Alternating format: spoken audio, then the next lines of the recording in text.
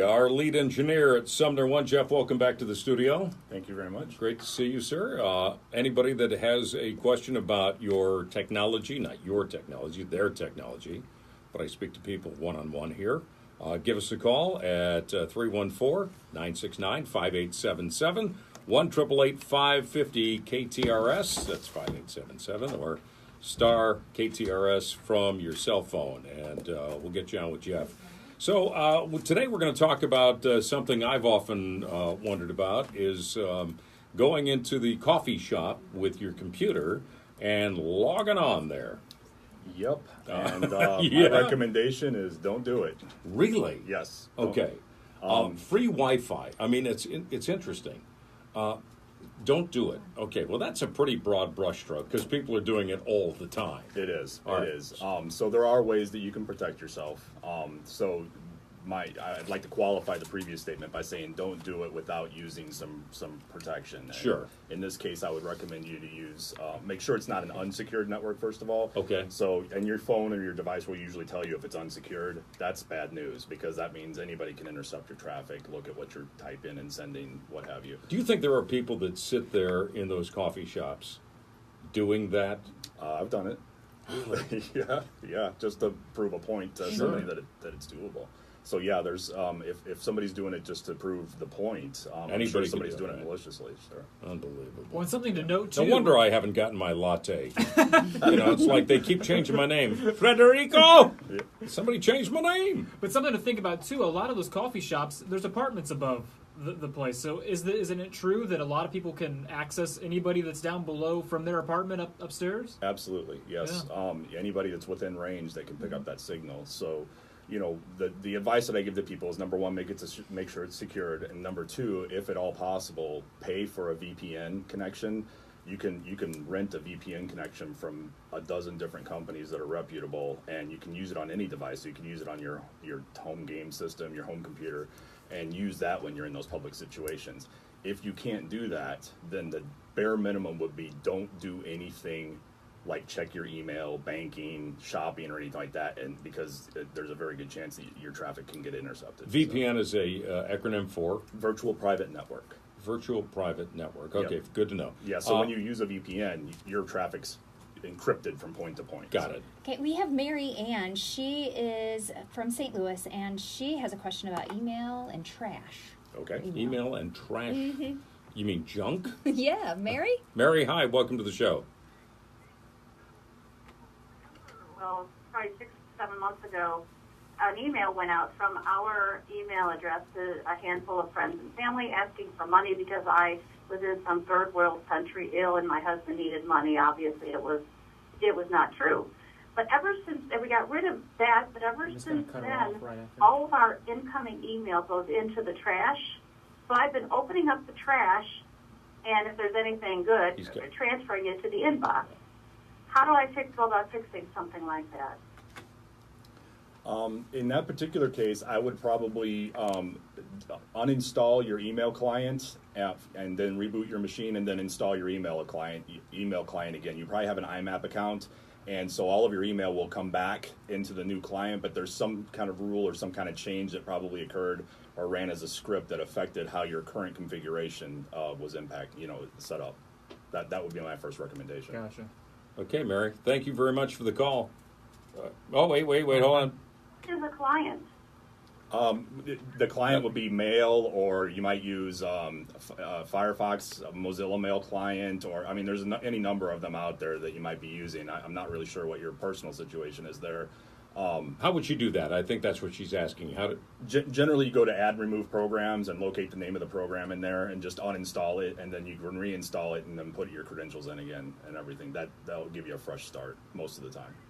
Thank you, Mary. Appreciate it. Okay. Well, and most people really, Mary brings up a good point because everybody is we're neophytes. Even though we've been using computers forever, and I have, I'd be one of those dummies that would go into, that coffee shop or that, area where you get free Wi-Fi, and, I'd be on doing checking my email or, Yeah, you know. thinking that it's already taken care of, that wherever you are, that they have That's the protected, system in but it's place. not. Yeah. Well, it should be protected because legal precedent has been set that if you host an unsecured network, you can actually be prosecuted if it's used to do something malicious. Oh, wow. So business owners have a vested interest to secure these networks. All right, well, let's get back then to the Wi-Fi connections. So, you know, give me an idea of, you know, you said VPN, and you can, you know, what's the cost of doing that, by the way? VPNs usually, the most of the popular ones are about $3 or $4 a month, and you usually prepay a year. Oh, that's not bad. No, That's it's not bad at No, all. that's Yeah. that's not bad. And once again, that protects you. Yes, that encrypts everything that's outgoing from your machine to Got the it. internet, no matter what network you're using to get to the internet. Sure. Okay. Can you give us an example of a VPN provider? I mean, are we talking AT&T? Are we talking? Well, yeah, I mean, they have VPNs as well, but most of the VPNs are third-party companies that have set Got up. it. And Okay. yeah, so it could be anybody. Cisco, you know, those are all really big VPN providers. Okay. But I'm talking about smaller ones that have the lower price. And if you just do a Google search on VPN, a bunch will pop up. Okay, sounds good. So you do a Google Look for an search. article that Right. says the 2018's top VPNs. All right, we got GW in St. Charles, and he has a question about cell phones. Okay. All right, GW, go ahead. You're on with Jeff Groby. I hear y'all. I have for years used flip phones.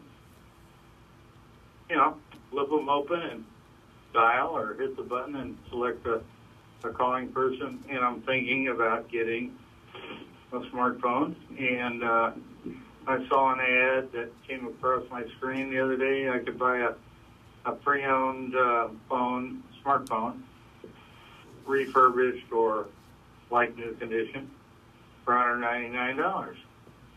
And I've forgotten the model it was, but I think it was a so-and-so Model 6. And I didn't know if that was a good maybe idea, or I just don't want to spend $400 or $500 for a device. All right. Okay. Let's. Yeah, got it. Let's talk to Jeff and see what he thinks about that. And I appreciate your call.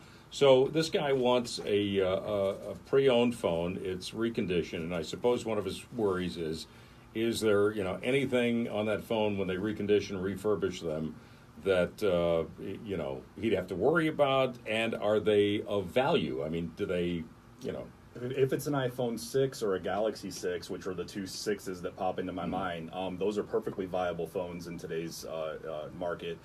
If he's buying it from a vendor, I think he's okay. If he's buying it from a person, I would actually take it to a vendor like AT&T or whoever he's going to have him look at it, and vouch, whether or not it's in good shape. It's like when you're buying a used car, never leave it to chance. Take it to a mechanic and spend $100 to have them take a look at it. But Absolutely. Generally speaking, again, if it's a reputable vendor, if you're buying it online and they've made thousands of, you'll know the ones that are Absolutely. decent sellers. Getting back to the public Wi-Fi thing, let's talk a little bit about malicious hotspots.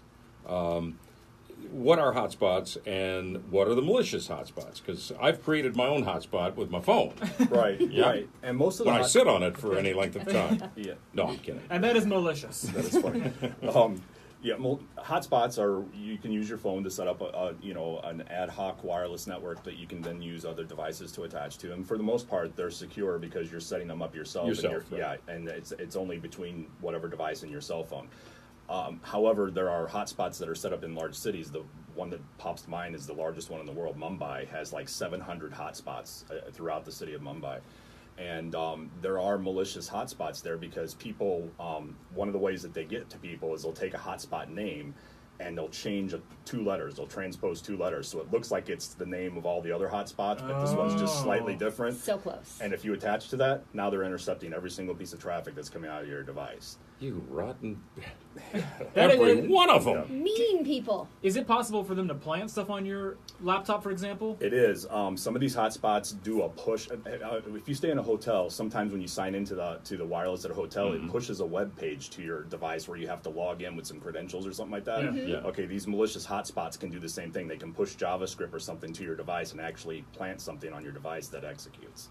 So you have to be very careful. Another thing that they do on these hotspots is they intercept what's called a man-in-the-middle attack.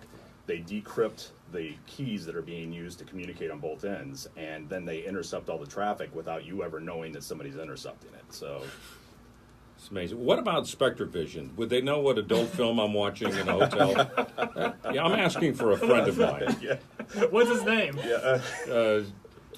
Mumbai? Sure, yeah. Yeah. Jeff Groby, thank you for coming in. Appreciate it. SumnerOne, for our listeners who are tuning in maybe for the first time to this Tech Talk segment. What do you do there? SumnerOne is a managed IT services business and print copy business that's been in St. Louis for 63 years. And we will handle all of your IT and business needs from top to bottom. Just give us a call. SumnerOne.com online. Thanks, Jeff. Have a good weekend. You too. And a good 4th of July. 4:33 from the Golden Oak Lending Traffic Center. Here's a guy we just encrypted. Finally figured out who he is. It's Tim Weiland.